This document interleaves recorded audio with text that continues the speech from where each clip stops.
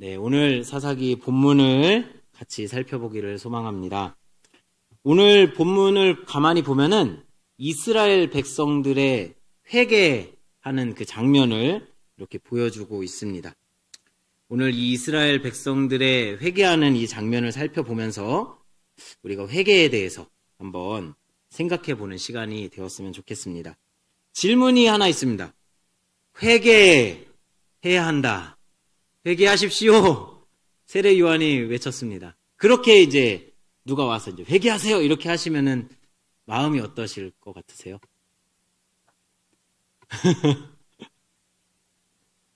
좋으신가요? 안 좋으신가요? 당연히 해야지. 이렇게 반응도 있고요. 네. 한번 이런 것들을 생각해 보면서 한번 나눠보면 좋겠습니다. 오늘 본문을 이렇게 세 개의 장면으로 조금 나눠서 생각해 보려고 합니다. 첫 번째 장면은요, 하나님께서 이제 쫓아와서 훈계하시는 장면입니다. 하나님께서 쫓아와서 훈계하시는 장면, 그걸 볼 수가 있습니다. 오늘 본문 2장 1절을 한번 같이 보시겠습니다. 주님의 천사가 길갈에서 복임으로 올라와서 이렇게 말하였다. 이렇게 기록하고 있습니다. 하나님의 천사가 길갈이라는 곳에서 복임으로 올라왔습니다. 먼저 이 길갈을 한번 살펴보려고 하는데요. 길갈은 아주 의미 있는 장소입니다.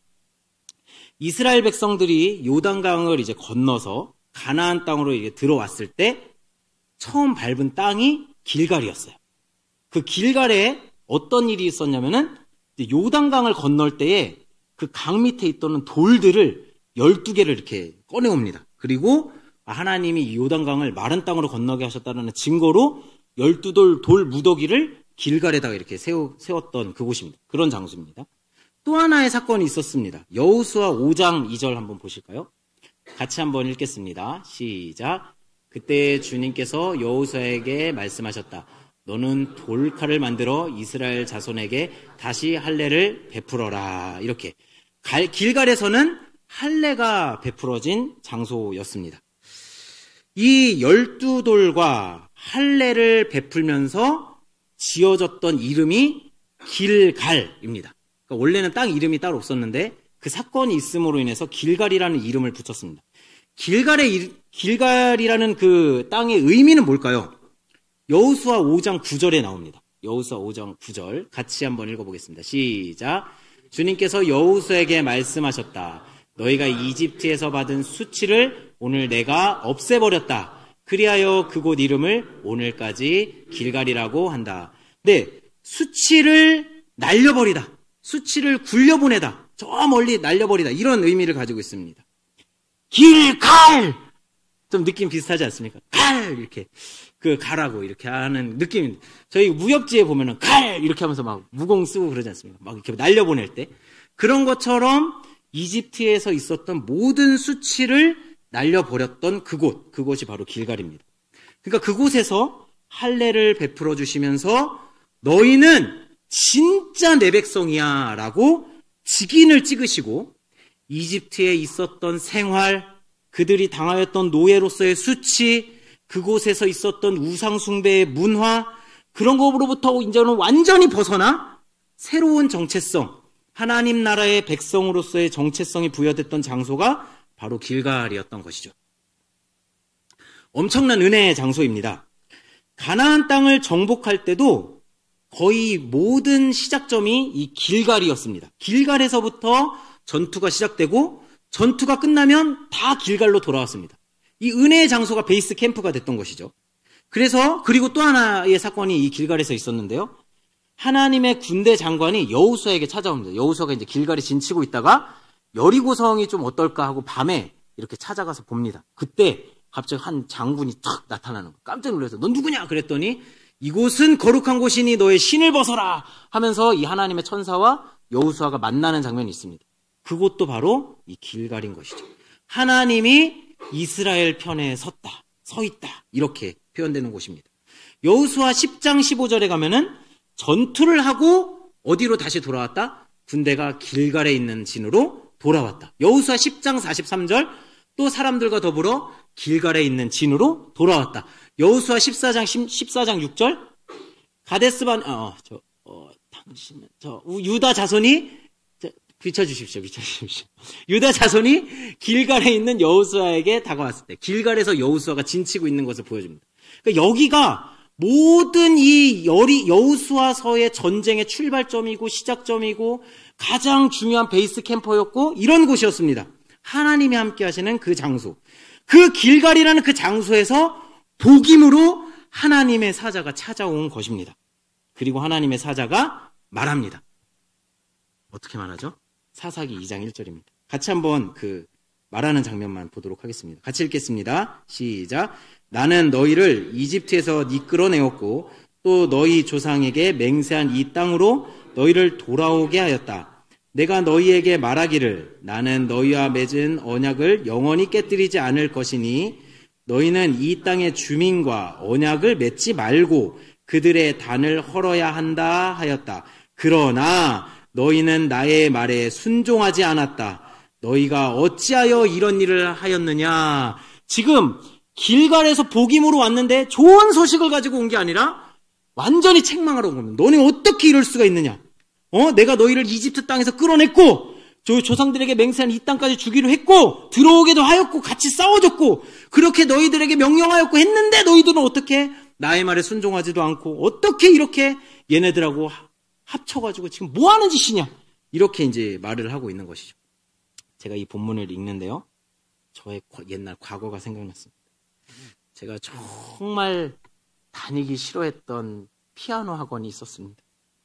엄마 다녀보셨나요? 격하게 공감해 주셔서 감사합니다. 그 피아노 학원 너무 다니기 싫은데 전 태권도를 더 다니고 싶었거든요. 근데 엄마 피아노 학원 막 보내는 거예요. 남자가 그래도 음악 할 정도는 하나 해야 된다면서 너무 가기 싫어가지고 이제 피아노 학원 가면 이제 그 연습할 때마다 동그라미 치잖아요. 그 막 체크하거나 그거 막 하면은 대충 치고 동그라미 근데 막 이렇게 거짓말로 이렇게 동그라미 치죠. 근데 선생님이 꼭 이제 피아노 검사를 합니다. 못 치면 못 칠 때마다 손가락 요 손등을 볼펜으로 탁 때리는데 그게 너무 싫고 막 짜증이 나고 막 화가 나고 막 그랬었는데 그러니까 너무 가기 싫죠. 그런데 그렇게 지옥 같은 피아노 학원 속에 천국의 길이 하나 있었습니다. 지하실에 오락실이 하나 있었습니다. 그래서 그 틈만 나면은 그 오락실에 이제 몰래 내려가곤 한 거죠. 근데 어느 날 이제 게임을 막 이렇게 하잖아요. 다 해보셨죠? 막 이렇게 하고 있는데 갑자기 번쩍 하면서 화면이 화해지고 갑자기 이 오른쪽 귀에서 고통이 막 으악 막 우리 어머니가 이제 뒤통수로 한 대 확 후려 갈기시고 귀를 잡고 그대로 집으로 이제 끌고 갔던 그런 일이 있었습니다. 제 귀가 아직 머리에 붙어 있는 게 은혜입니다. 그래서 제가 이제 너무 게임에 정신이 팔려 있어서 게임 하다 이제 피아노가 들어가야 되는데 그 시간을 이제 놓쳤던 겁니다. 그래서 이제 어머니한테 걸리고 이제 그렇게 된 거예요. 생각해보면 이런 거죠. 어머니가 좌정하신 보좌에서 내려오셔서 저를 친히 잡으러 오신 겁니다. 지하실 오락실로 끌고 오셔가지고 이제 저를 끌고 나가시는 거죠. 이겁니다. 하나님의 은혜가 가득했던 곳 길갈. 그곳에서 하나님은 지금 이스라엘 백성들을 훈계하기 위해서 지금 두 팔 걷어붙이고 이놈들 하면서 지금 쫓아오신 것입니다. 화가 잔뜩 나셨습니다.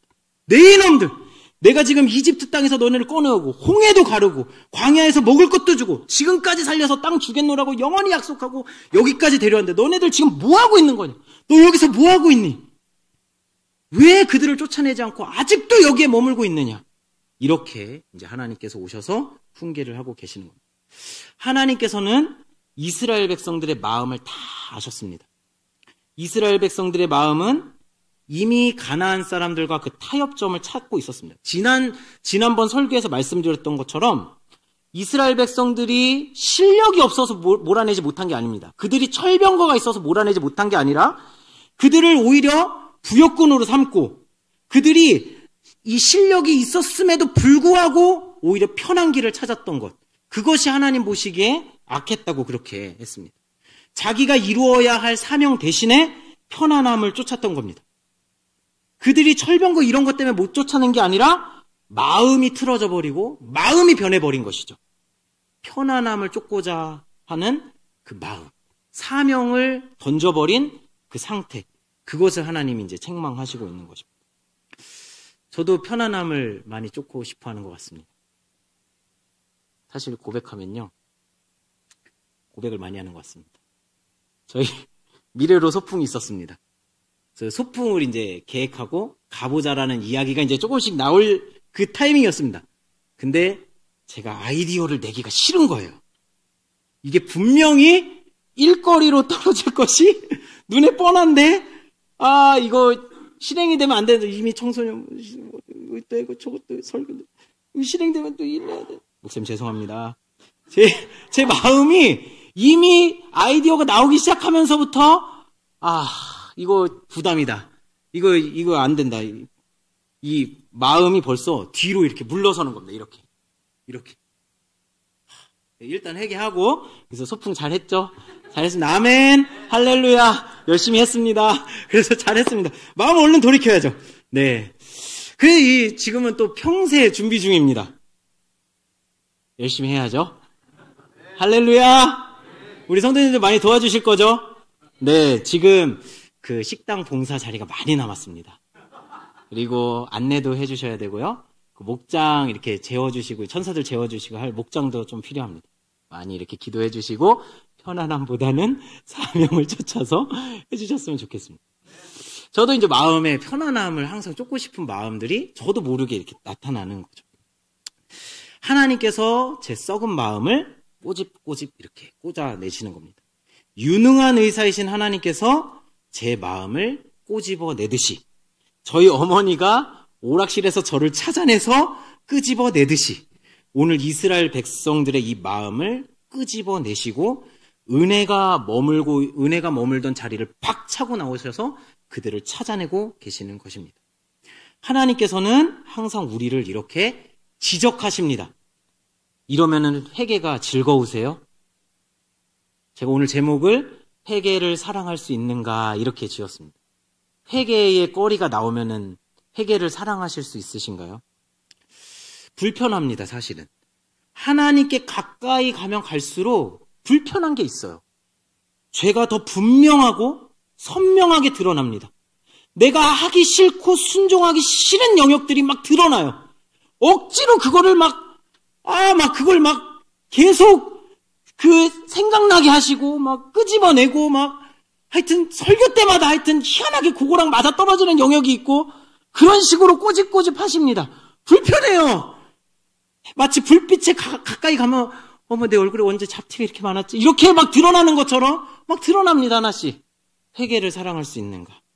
하나님이 첫 번째 장면을 통해서 그렇게 꼬집꼬집 드러내시는 것을 보여주고 계십니다. 두 번째 장면은요, 이제 하나님께서 이제 이 죄를 지적하시고 또 하나 말씀하시는 게 있는데, 이 죄가 우리의 올무가 될 것이라는 것을 말씀하십니다. 죄가 우리의 올무가 된다. 우리를 더 불편하게 만든다. 사사기 2장 3절입니다. 같이 한번 읽어보시겠습니다. 같이 읽겠습니다. 시작. 내가 다시 말하여 둔다. 나는 그들을 너희 앞에서 몰아내지 않겠다. 그들은 결국 너희를 찌르는 가시가 되고 그들의 신들은 너희에게 우상을 숭배할 수밖에 없도록 올가매는 올무가 될 것이다. 결국 이 이스라엘 백성들이 자기가 섬기는 것, 자기가 쫓았던 것이 결국은 어떻게 돌아온다고 하고 있죠? 찌르는 가시가 되어서 돌아오고 올무가 되어서 돌아오지 않겠다. 이렇게 이제 말씀을 하고 계시는 겁니다. 마음의 우상들을 숭배하게 되면 그것이 우리에게 찌르는 가시가 되고 우리의 삶을 더 올가매는 올무가 될 것이다. 이런 말씀을 하시는 겁니다. 지금은 돌아가셨는데 그 미국의 팀 켈러 목사님이 있습니다. 그분이 쓴 내가 만든 신이라는 책에서 우상을 이렇게 정의하고 있습니다. 당신에게 하나님보다 더 중요한 것이 있다면 그것은 우상이다. 하나님보다 더 크게 당신의 마음과 생각을 차지하게 되면 그것은 우상이다. 하나님만이 주실 수 있는 것을 다른 데서 얻으려고 한다면 그것은 바로 우상이다. 다들 이런 마음 하나씩은 가지고 계시지 않나요? 아니신가요? 저는 통장 잔고가 가끔 우상이 됩니다. 아니, 자주 우상이 됩니다. 통장의 잔고가 스쳐 지나가듯 사라집니다. 카드가 이렇게 샥 값이 착 나가버리면 잔고가 얼마 남지 않습니다. 잔고가 작아지면은 제 마음이 가난해지는 것을 제가 경험합니다. 잔고가 두둑해지면 왠지 하나라도 뭔가 더 사주고 싶고 뭔가 더 풍요로워지는 것 같습니다. 이런 식으로 잔고에 의해서 제 마음이 좌지우지 된다. 이거 자체가 하나님의 은혜가 아닌 우상을 쫓고 있는 것이죠. 뿐만 아니라 미움, 시기, 질투, 원망, 욕심, 근심, 걱정, 우리의 마음을 뒤흔들어 놓는 것들, 여러 가지 이런 것들에 우리가 사로잡히게 될 때가 많습니다. 제가 이런 것에 사로잡히게 되면은 약간 이제 텐션이 좀 떨어지나 봅니다. 그러면 아내가 꼭 하는 말이 있습니다. 아이고 또 콧바뜨리고 있네. 땅 파고 들어가겠네. 막 이렇게 얘기합니다. 그러니까 그게 이제 저도 괴로운 거죠. 그거에 저도 사로잡혀 있으니까. 그게 저에게 올무가 되고 저에게 가시가 되는 것이고 그게 사로잡혀가지고 다른 생각이 제대로 나질 않는 겁니다. 죄는 우리를 다시 사로잡겠다. 우리가 쫓아가고 있는데 그것이 다시 우리를 잡아서 우리를 올가매게 되는 것이죠. 이것이 두 번째 장면에서 우리에게 보여주는 것입니다. 세 번째 장면입니다. 이 장면은 더 중요합니다. 세 번째 장면이 가장 중요한데요. 우리는 이 이스라엘 백성들이 어떻게 회개하는지를 볼 수가 있습니다. 우리 4절을 같이 한번 보실까요? 하나님께서 이제 지적하셨습니다. 그리고 잘못될 것이라고 이제 말씀하셨어요. 그때 4절에 반응합니다. 어떻게 반응하는지 같이 읽겠습니다. 시작. 주님의 천사가 온 이스라엘 자손에게 이렇게 말하였을 때에 그 백성들은 큰 소리로 울었다. 5절. 그래서 그들이 그 장소의 이름을 복임이라 부르고 거기에서 주님께 제사를 드렸다. 4절에 보면은 이스라엘 백성들이 이 이야기를 듣고 크게 웁니다. 그래서 이 지역의 이름을 복임이라고 지었다. 이렇게 합니다. 이 복임이라는 뜻은 우는 자들, 울었다. 이런 뜻을 가지고 있습니다. 그러니까 성경에서는 요 사사기의 요 장면에서만 복임이라는 장소를 기억하고 있습니다.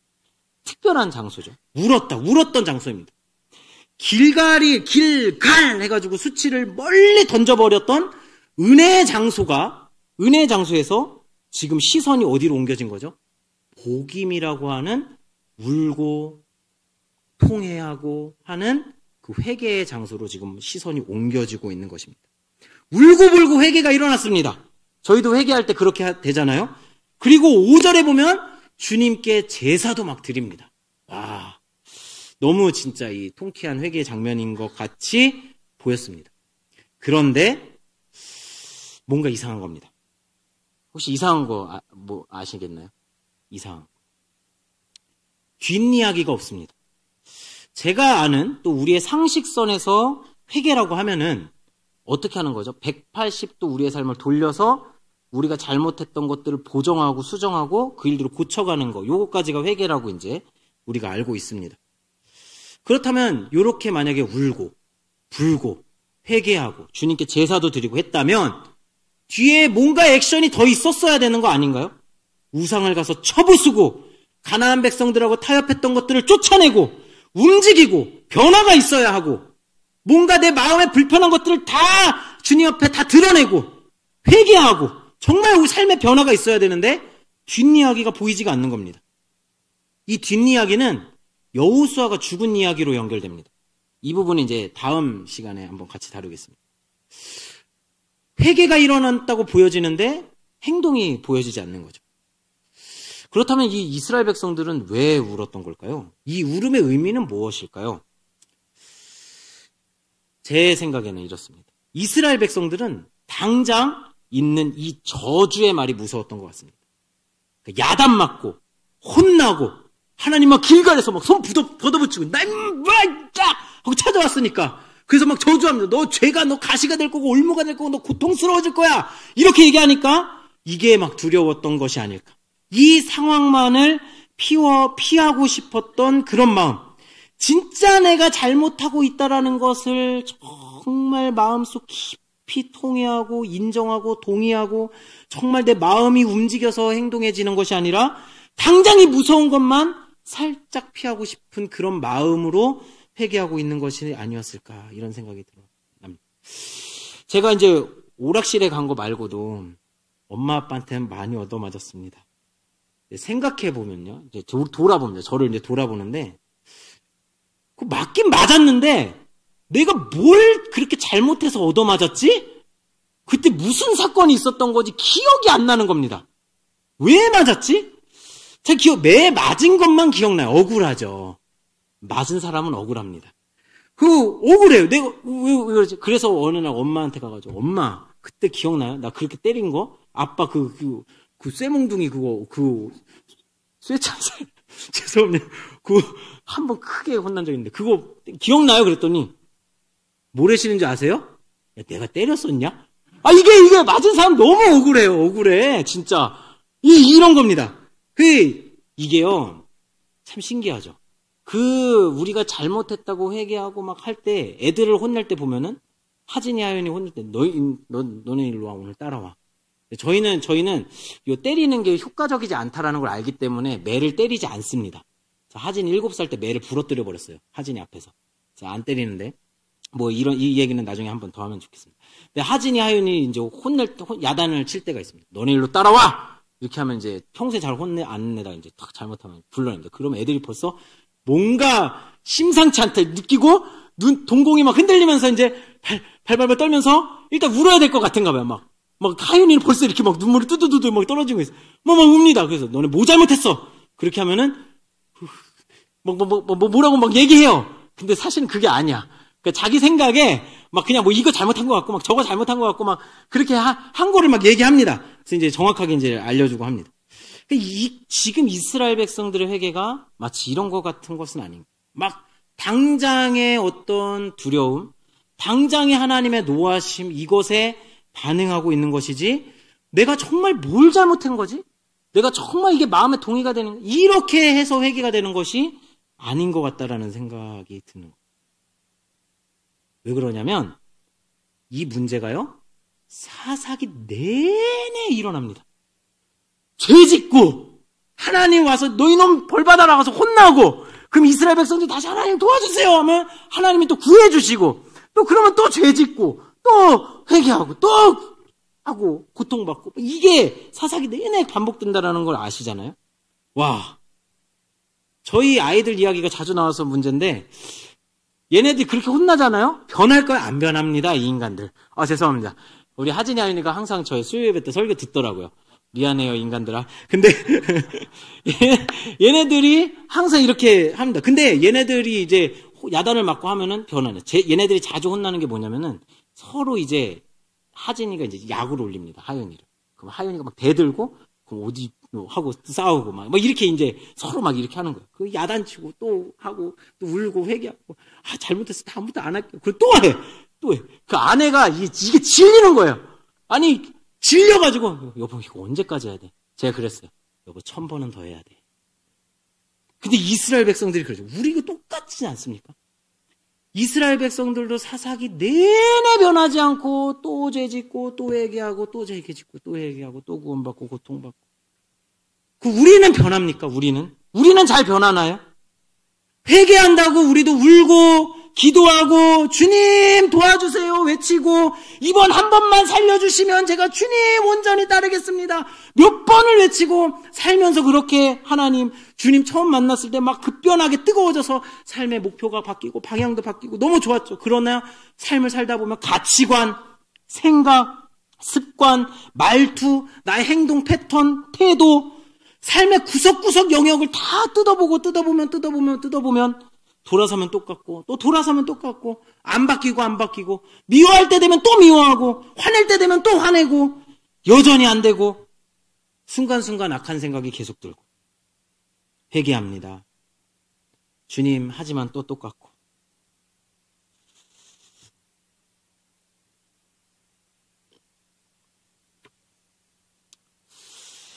이스라엘 백성들의 이야기이지만 이건 곧 저의 이야기인 것 같습니다.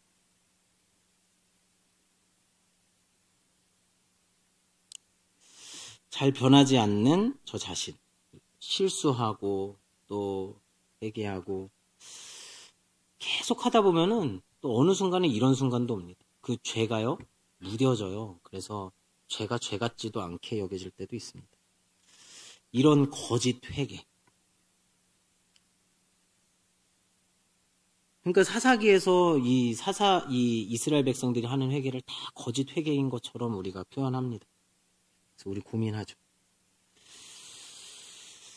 사사기를 보면서 우리는 이렇게 이스라엘 백성들한테 표현합니다. 징하다, 징해, 진짜. 징글징글하게, 진짜. 징하게 말도 안 듣는다, 진짜. 아니, 그 순종 그렇게 못하나? 왜 이렇게 못하냐? 저도 징하죠. 저도 징합니다. 그런데요, 더 징하고 징글징글한 게 있습니다. 하나님이십니다. 하나님은요, 얼마나 징하신지, 이 불성실한 회개 같은 회개 같지도 않은 회개를 하고 하는데도 하나님은 반응하십니다. 사사를 또 보내시고, 고통받고 있으면 또 건져내시고, 또 사사를 보내시고, 또 사사를 보내시고, 또 사사를 보내시고, 12명이나 보내시고, 사무엘에서는 또 선지자도 보내시고, 계속 보내시고, 또 보내시고, 또 우리를 붙들어 오시고, 결국 종국에는 예수님 하나님의 아들까지 우리에게 보내셔서 우리를 징하게 사랑한다고 그렇게 우리에게 그 사랑을 표현하십니다. 우리를 구원해내시려고, 우리를 살려내시려고, 그 죄로부터 우리를 완전한 해방의 영역까지 불러내시려고, 끝까지 변화시켜 가시려고 징하게 우리를 쫓아오십니다. 우리가 삶이 변하지 않는 회개를 하더라도 하나님은 그것 자체로 기뻐하시는 것 같습니다. 왜냐하면 그 마음의 중심에 하나님을 보기를 원하는 마음이 있기 때문입니다. 그 회개가 잘 안 되더라도 그 마음에 그래도 주님을 한 번이라도 쫓고자 하는 그 마음이 우리 마음 한편에 있기 때문이죠. 오직 하나님의 자녀만이 하나님께 회개할 수 있는 자격을 가지게 되고 하나님의 자녀만이 하나님께 용서를 받을 수 있게 됩니다. 저는 비참하지만 이런 저를 끊임없이 받아주시고 차츰차츰 성화시켜 가시는 그 하나님의 은혜. 그래서 회개를 사랑할 수밖에 없습니다. 회개를 사랑하십니까? 네, 사랑합니다. 오늘도 그분의 사랑 안으로 들어가기를 소망합니다. 우리 같이 찬양했으면 좋겠습니다. 여호와께